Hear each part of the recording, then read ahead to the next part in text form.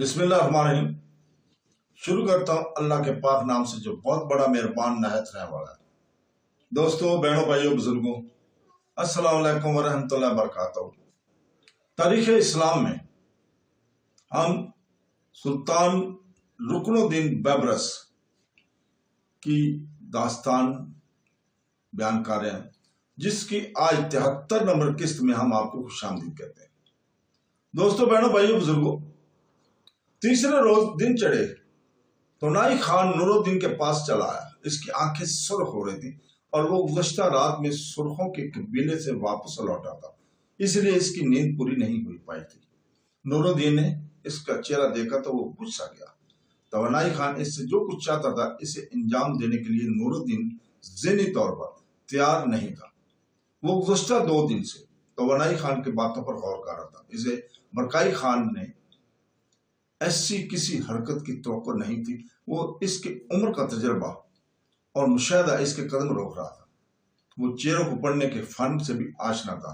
جب وہ ترکستان میں تھا وہاں بھی شاہی درباری عہدیدار اس کے پاس آیا کرتے تھے۔ اس کے سامنے اپنی کالی کرتوتوں کی داستانیں یوں مزے لے لے کر سنایا کرتے تھے جیسے انہوں نے حقیقت کوئی بڑا مارکا سر کیا ہوا۔ شاید اسی بات کی سزا انہیں قدرت کی جانب سے ملی کہ ان کی زمین کو منگولوں کے گھوڑوں تلے رون ڈالا گیا تھا۔ اس کے عالی شان محل نما گھروں کو نظر آتش کر دیا گیا تھا۔ ان کے بیٹوں کے سر ان کے سامنے تھالوں میں رکھ کر پیش کیے گئے تھے۔ نور الدین نے یہ سب کچھ اپنی آنکھوں سے تو نہیں دیکھا تھا، مگر اس طرح کی لرزہ خیز داستانیں ضرور سنی تھی، اور چنگیز خان کی تعمیر کردہ کھوپڑیوں کے مینار آج بھی اس کے ذہن میں تازہ تھے۔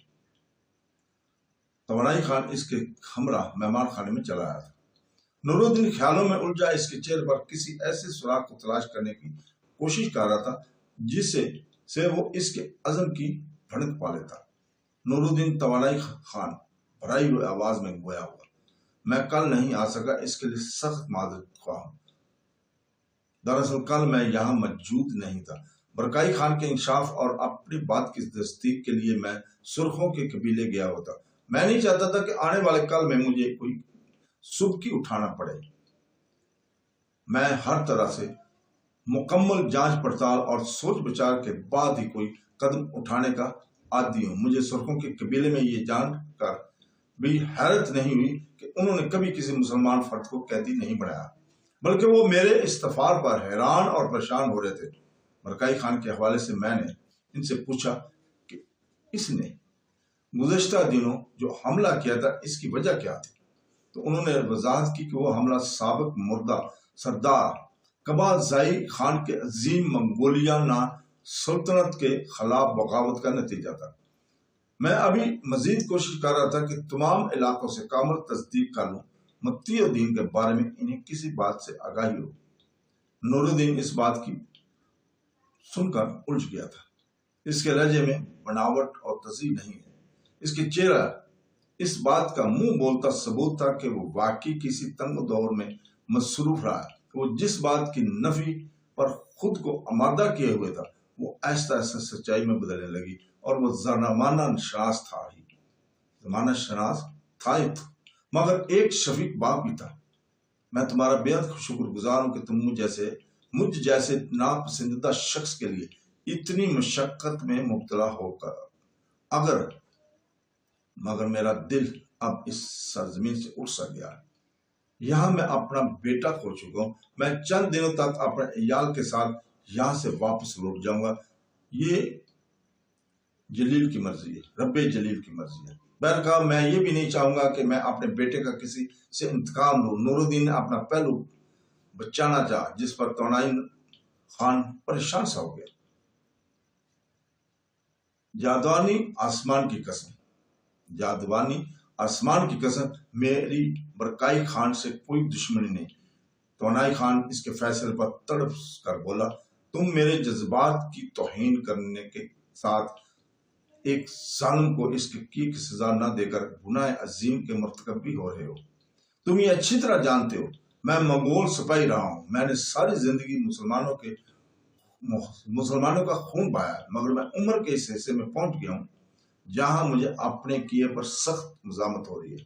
شاید اسی لیے میں تم جیسے کمزور مسلمان کا ساتھ دے رہا ہوں۔ تم مجھ سے پشیمانی اور پچھتاوے کی گہری دلدل سے نکلنے کا موقع مت چھینو۔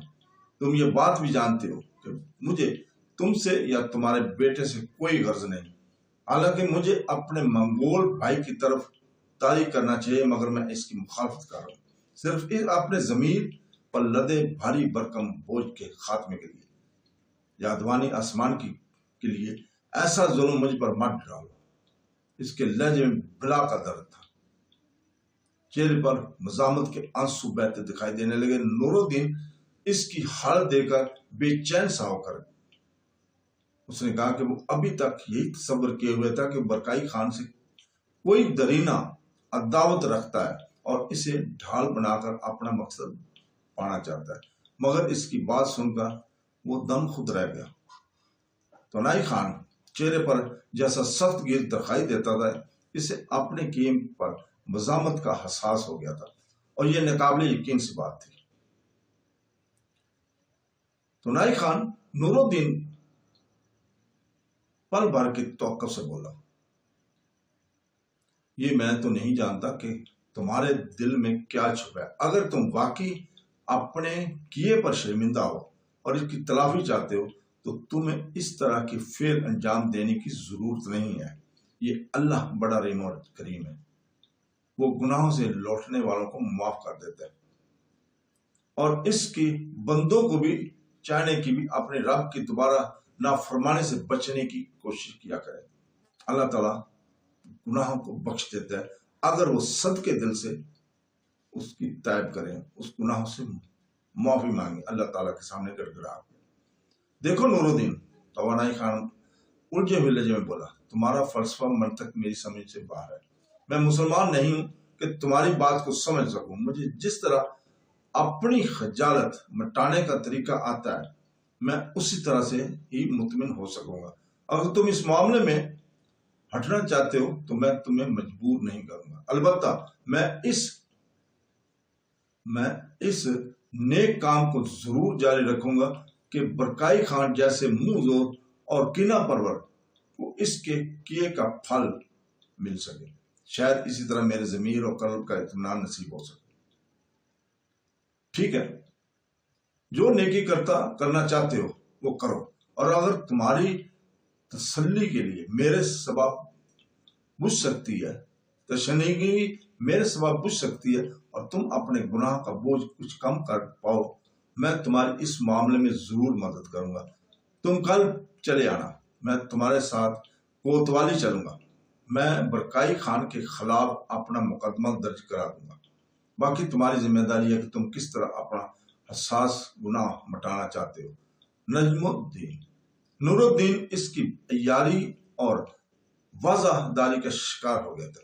اس کی سادہ لوئی اور شرافت اور مربت نے اسے اس امر پر مجبور کر دیا تھا کہ وہ تونائی خان کے خوفناک منصوبے کا حصہ بن کر برکائی خان کے لیے اذیت کا بندوبست کر ڈالا تھا۔